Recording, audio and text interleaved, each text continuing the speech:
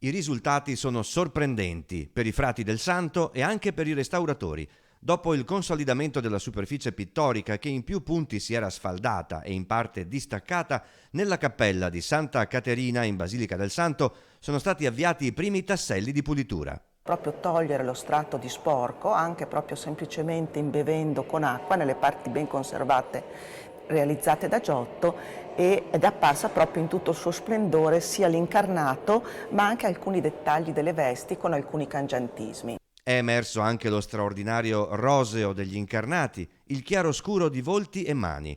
L'intervento di restauro promosso dalla Delegazione Pontificia della Basilica del Santo insieme al Comune di Padova e alla Fondazione Cariparo è ora un punto cruciale. L'intervento a bisturi ha eliminato parti come le malte o scialbo che non erano mai state rimosse e limitavano la lettura del lavoro originale di Giotto. Zona con molto scialbo, quindi devo procedere con vari metodi.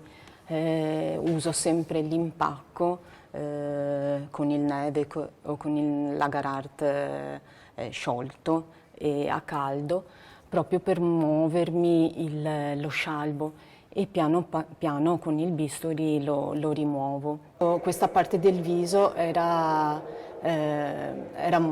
piena di scialbo, quindi sono riuscita a recuperare molti particolari. Tutte le dorature delle aureole risalgono al restauro del 1923, ma una traccia della doratura originale è sopravvissuta nell'asta della croce tenuta in mano da una delle sante ritratte da Giotto sull'interno dell'arco.